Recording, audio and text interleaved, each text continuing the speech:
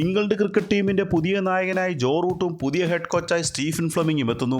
Ben സ്റ്റോക്സിന് പകരം captaincy ഏൽക്കുന്ന മുൻ captain കൂടിയായിരുന്ന Joe Root സ്റ്റോക്സിൻ്റെ കീഴിൽ ഉജ്ജ്വല ബാറ്റിംഗ് പ്രകടനമായിരുന്നു കാഴ്ചവെച്ചത്.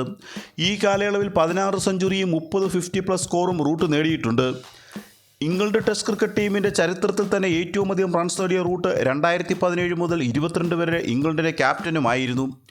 64 മത്സരങ്ങളിൽ ഇംഗ്ലണ്ടിനെ നയിച്ച റൂട്ട് 27 ജയവും 27 തോൽവിയുമാണ് വഴങ്ങിയത്.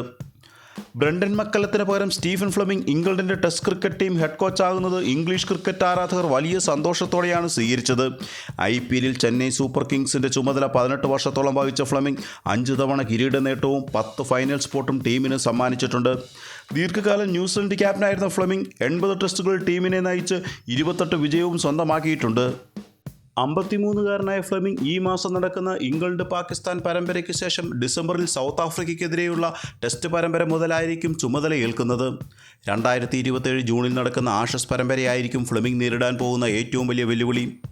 കഴിഞ്ഞ തവണത്തെ 1-4 കനത്ത തോൽവിക്ക് പകരം വീട്ടാനായി കാത്തിരിക്കുകയാണ് ഇംഗ്ലീഷ് ആരാധകർ. നിലവിൽ ICC ടെസ്റ്റ് റാങ്കിങ്ങിൽ 4-ാം സ്ഥാനത്തുള്ള ഇംഗ്ലണ്ട് റൂട്ട് ഫ്ലെമിംഗ് യുഗത്തിൽ ആദ്യ സ്ഥാനങ്ങളിൽ തന്നെ എത്തുമെന്ന് കരുതാം. മറ്റൊരു വീഡിയോയുമായി വീണ്ടും കാണാം. നന്ദി.